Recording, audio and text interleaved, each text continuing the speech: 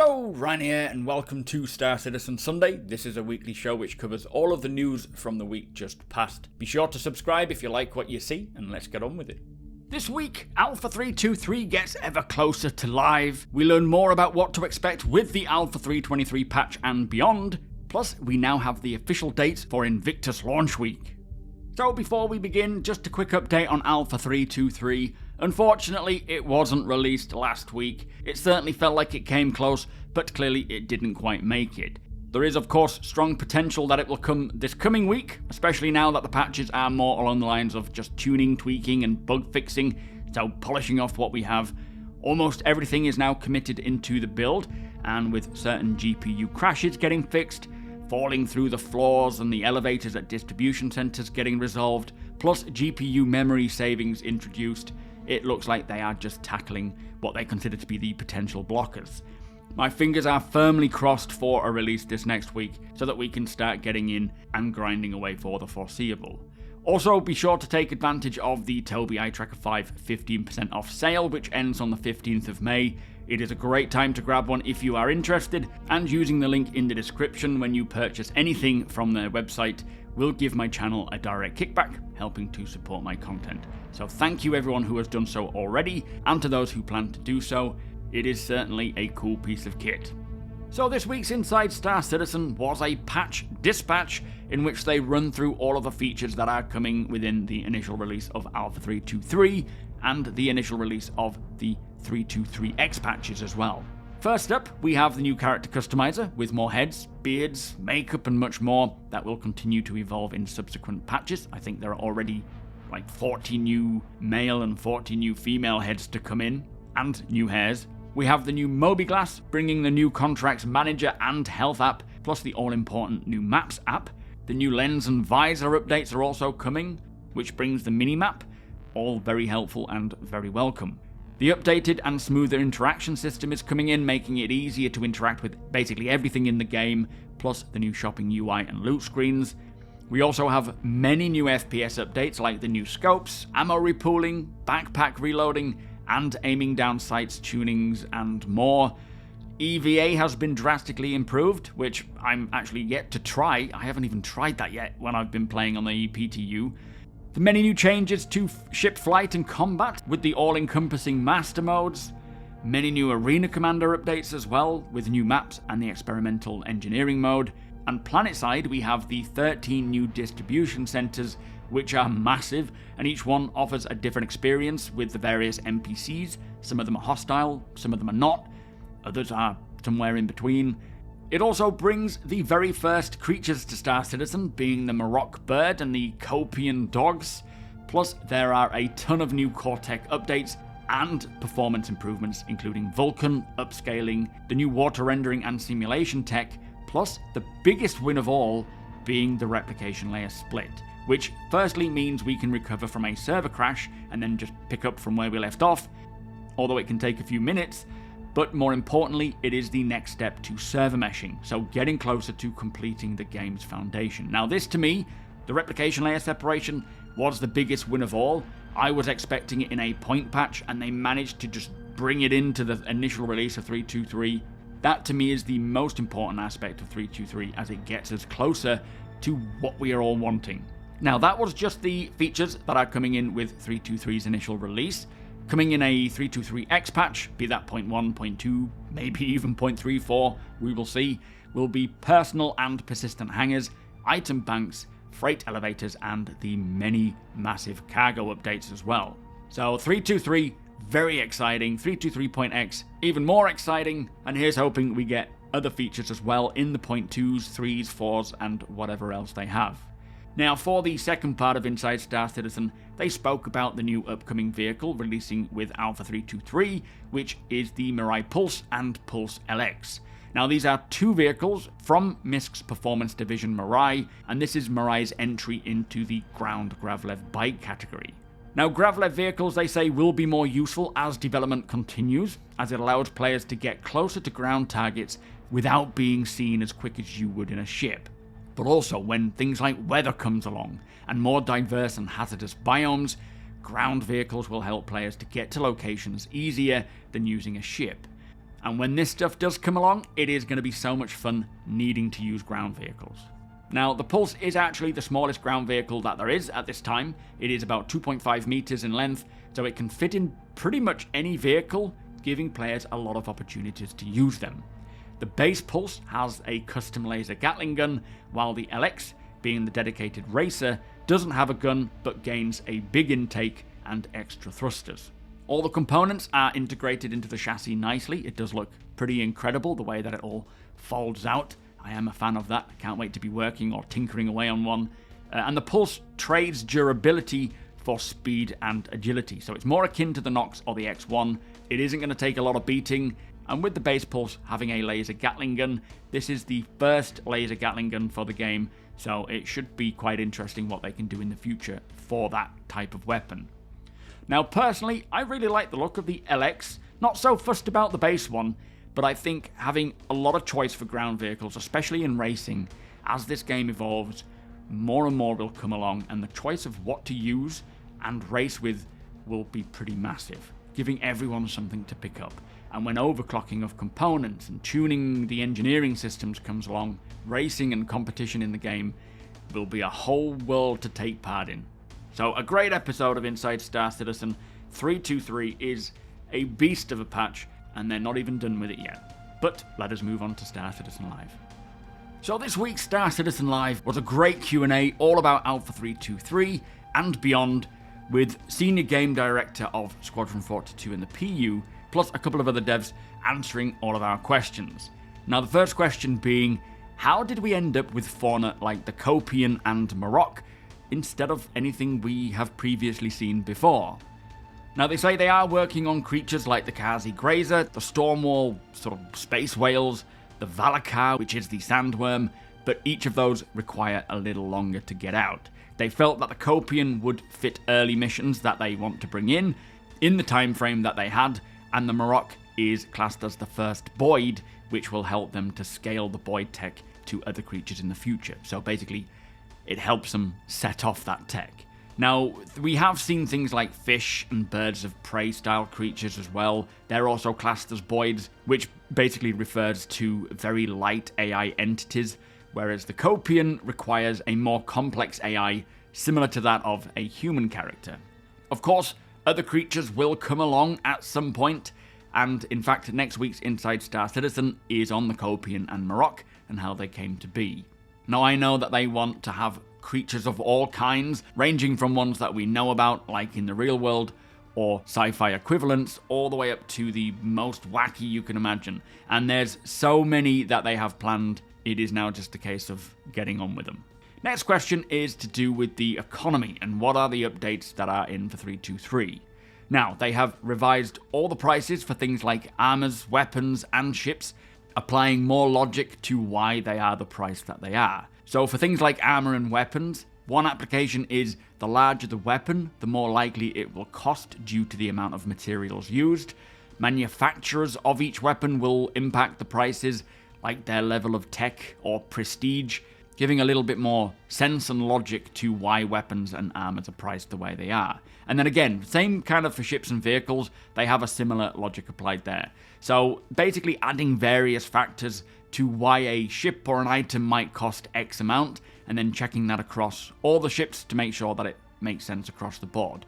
They have also balanced out salvage, so it wouldn't make things meaningless, as people could essentially buy anything and everything provided they did a bit of salvaging. Plus they have addressed and balanced mission rewards, so applying effort, risk, and time into how much you can earn. So when you see how much a mission will give you, it'll kind of give you an indication as to what that mission might involve, making the payouts more along the lines that you would expect. And this, they say, is just the next pass on the economy. They are not done yet. They will be rolling out many more money sinks, like insurance, shopping, hangars, homes, base building, repair, and so on and so forth, which will also bring a lot more options for where you can spend your cash. Now, the next question is there going to be a wipe for Alpha 323? As we've all been waiting to find out. And they say they will be wiping your earned credits, so your Alpha UEC balance, and rentals, it says. And this is so that they can gather more analytics, so they can see how much money people are making, where they're spending it, and this will help them to balance all of the latest economy and price changes. Now, if it is just rentals and not actually in-game purchased ships, which is what they said, then do get buying your ships in-game now, spending your earned creds. Otherwise, it is all going to be gone once 323 goes live, but your ships should remain. I don't think he accidentally meant to say purchased and he just said rentals. I think he truly means rentals, but if we get any more information on that, I'll be sure to let you know. Next question is, what should players expect to see in terms of gameplay with the reputation hostility feature, which was actually committed into 323? Now, apparently, reputation-based hostility was not to be a major aspect for 323, more setting the game up for 4.0 and beyond with the Pyro system. So this doesn't do much for the Stanton system right now, but it will allow them to start testing the whole system before Pyro comes along. And they did say that they will be setting up Grimhex as a neutral zone for the future, not for 323, but it was also mentioned that in 323, some of the settlements are now set up as actual Duster faction locations, where the AI will be automatically neutral to you unless you attack them. So they are basically testing this now, but the majority of it will be used when 4.0 comes along. So really nice to hear that not only are the Dusters now the actual gangs to be found at some of the various settlements, instead of it just being Nine Tails everywhere, plus the fact that they will not be instantly hostile to you unless you give them reason to. I do like that. And hopefully over time they will just keep utilizing this system more and more for Stanton as they approach 4.0. Next question, Sniper Glint, what the F? Now this, they say, was to balance out the use cases for snipers, and it was brought in to test out and see how it impacts the game. That's not to say that they won't find a better way of providing that feedback and that balance, but right now it was more to help alleviate the potential issue as they start moving towards the death of a spaceman feature. Basically, they don't want people just getting insta-killed from a sniper without knowing where the shots come from. They want to make sure that players are not just dying from a shot over a kilometer away without knowing what happened, which I get is fair, but they are looking at other ways and other methods and options, like potentially muzzle flashes that can be seen over at greater distances, and also improving the feedback to indicate where the shot might be coming from. But that will take a little bit more time to get done.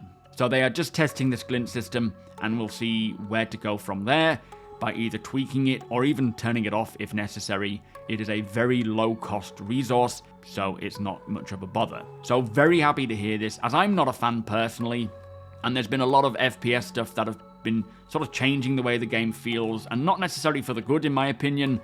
Happy to test it, happy to try it out and see how it feels. Of course, I'm open to anything, and if it makes sense, then fair enough. But I am very glad to see JJ addressing this, and of course this can apply to many other aspects of FPS, and the whole game, of course. Nothing is set in stone just yet, but specifically FPS right now. Next question, why can we scan other players' ships, but we can't scan our own? Now they say to be able to detect or scan your own ship, this will be done via FPS scanning, allowing you to detect what's on board your ship. And FPS scanning is a feature that is being brought over from Squadron 42 right now, apparently. Not for 323, more likely for a 323 point patch, I would expect. But I'm not sure if that's exactly what the question was asking, but either way, happy to hear that this FPS scanning feature is on the way. Next question, why was Master Modes made? Now, they found the majority of ship combat always ended up in jousting, so they knew they needed to do something. Now, they are not intending to lower the skill ceiling, they are trying to lower the entry level for ship combat, so players coming in can at least stand a chance in many different encounters and not just be completely annihilated, but also still reward the very best pilots. So Master Modes will continue to evolve, and they will be continuing to gather feedback on what to do and how to balance it. The goal is to improve the overall flight experience for combat and non-combat, making it all accessible to new players, but have enough depth for those who want to get really good at it. Now, that's the way I've always seen Master Modes, sort of lowering the entry level, so making it accessible to everybody, but continuing to push for more complexity through balancing and tweaking.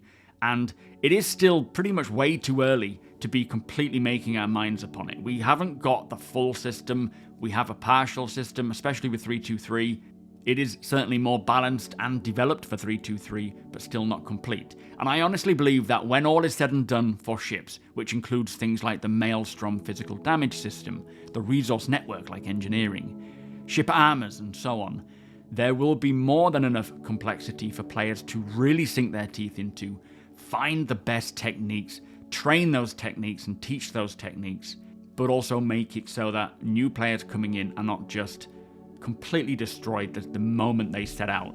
And as more players do get their hands on it and continue to provide feedback, it is good that they will continue to tune it.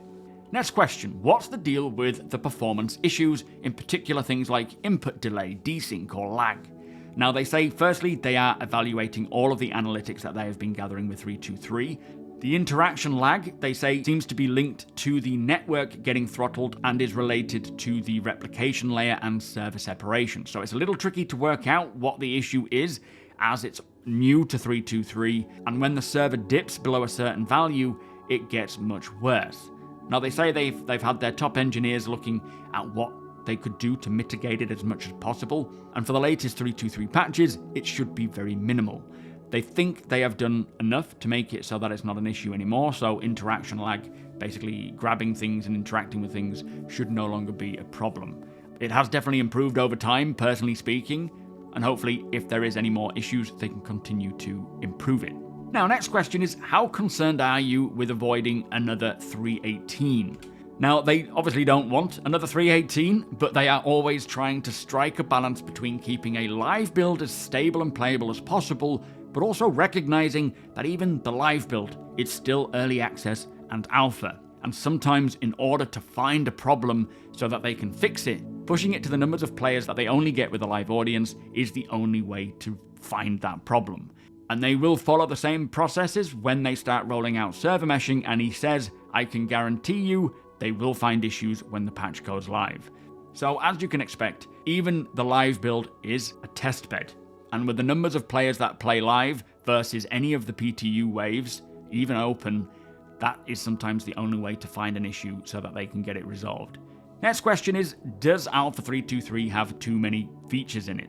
Now he says he didn't want the transition of features from Squadron 42 to Star Citizen to take 12 months. He wanted to get these features in as quick as possible so that they can then really spend more time working on getting the features that define what Star Citizen is, like cargo, hangars and more, things that don't apply to Squadron.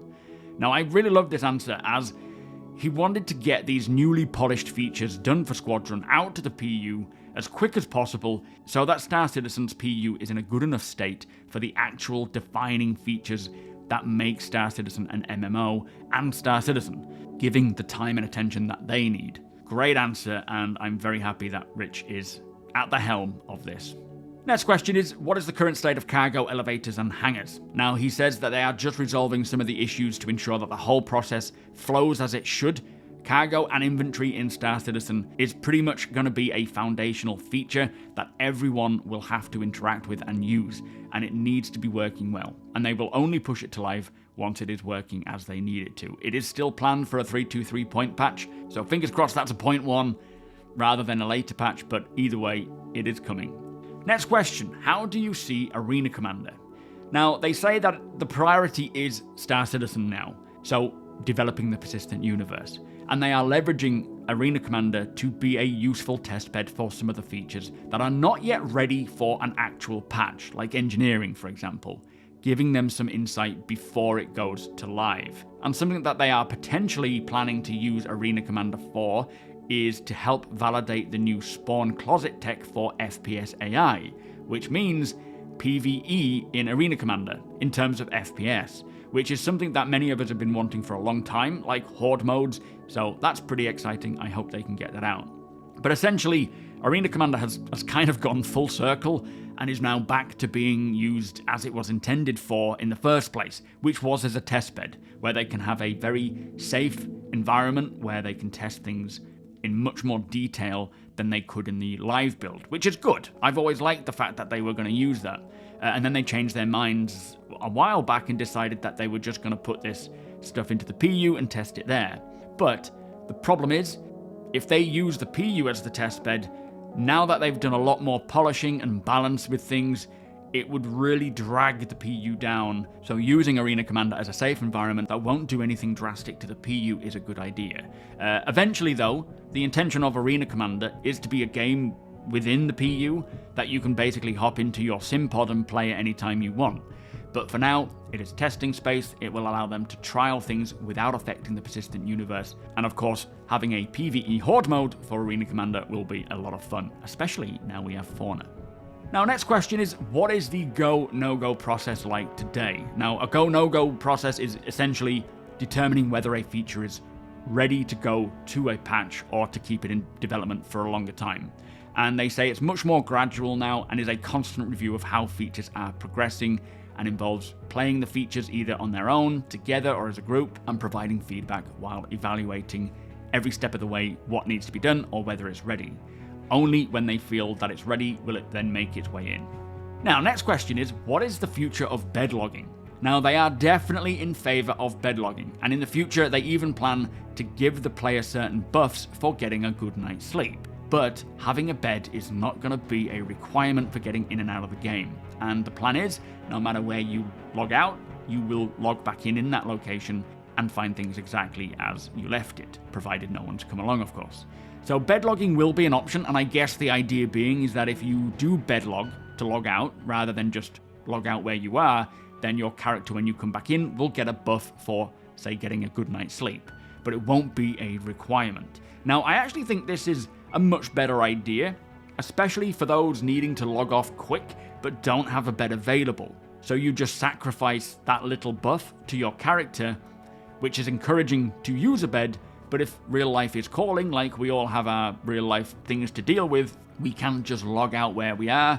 So great, for example, if you're sitting around a campfire without a bed, you can just log out and come back where you left off. Obviously, this does raise a lot more questions, a lot more edge cases to work out, so hopefully they will be able to expand on that a little bit more when they're ready, but I quite like the idea of that. Now, next question, what is the future for being a bad guy in Star Citizen, as it's very hard right now? Now, ultimately, they want pirates to have gameplay located in both lawful and unlawful locations, so Stanton holding gameplay that is offering greater risk-reward as a pirate, but you will find it harder there because you will get a crime stat, you will be hunted down, you won't have access to all of the available locations because criminals aren't welcome. But when Pyro and other systems come along, it will offer a lot more gameplay for players who want to play as a pirate, especially Pyro, and not just as a definitive pirate. He did mention even working for an organised crime syndicate and being able to actually go to lawful locations, commit crimes, but stay in the shadows so you can get away with it without, as long as you're good enough, without getting a crime stat.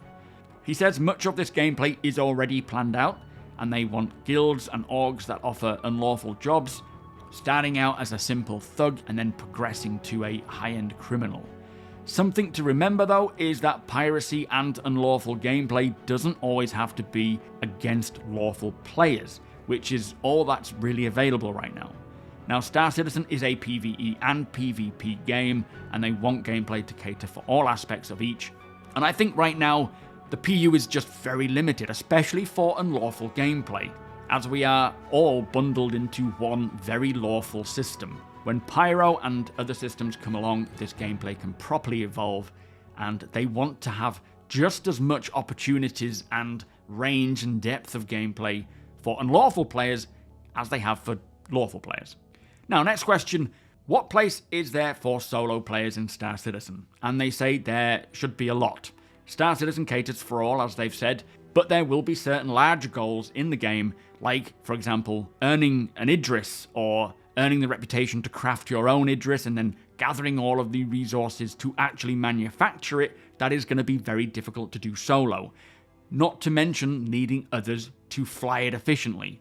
They're not saying it's impossible. They want you to be able to do that if you want to do that, but it will be very time consuming and potentially difficult. They will have a large amount of content for solo players, but some content will just be more achievable as a group. There will be no hard limits stopping you from doing anything, and of course you will be able to hire NPCs in the future if you wanted those as crew. Now, very interesting that they mention crafting an Idris.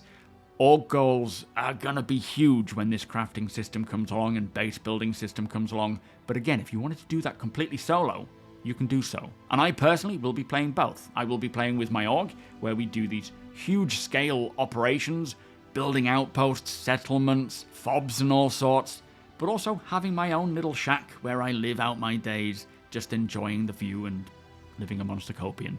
Anyway, next question is basically night vision. Now, just on Thursday, one of the developers was playing with night vision on weapon optics in Star Citizen. So it is at the point where they can put it into the weapon optics, which he says should come along in the not too distant future, but for visors on your helmet and ship cockpits, this will require more time. So weapons first, and then they will continue working on it.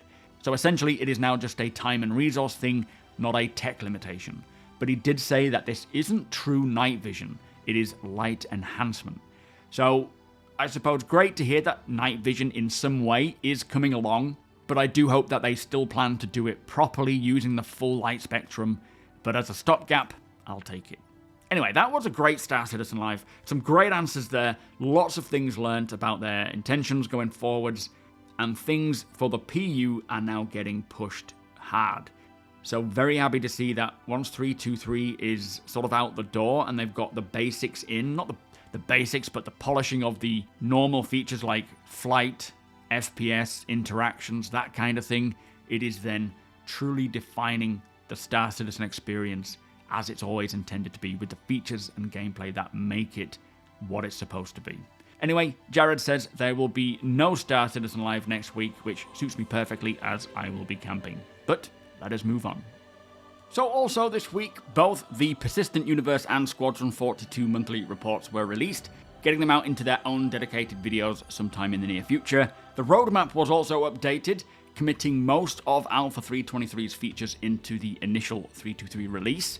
And now we have the official dates for this year's Invictus launch week, which kicks off on May the 7th, going on until May the 29th, which is held at Area 18 on ArcCorp. Now this event is actually lasting 2 full weeks and will release many new ships and vehicles for us to check out, as well as a free fly. So if you are on the fence as to whether you want to pick up a game package and play Star Citizen, hold off for the free fly, where you can download the game completely free and try it for yourself, helping you to decide whether playing a work-in-development game is for you or not, as it is certainly not for everyone. Now this year's event is set to be a pretty exciting one, as the RSI Polaris will be flying throughout the Stanton system, spearheading the fleet's maneuvers, which will be pretty epic to see. I think it is likely safe to say that it is not going to be for sale, most likely, as chances are it is just the exterior that is ready, which is why they're having it spearhead the fleet maneuvers, but not go on sale yet. We will see. There also appears to be a medical Ursa rover on the way, which will be a magnificent new addition. The Argo Heavy Lifter cargo ship was spotted as well, which will be needed for the many big cargo changes coming in a 3.2.3X patch. Plus, you will be able to tour an in-service Aegis Idris. So really looking forward to this year's event. Here's hoping that we see some really exciting new vehicles, and do let me know what you're most excited for.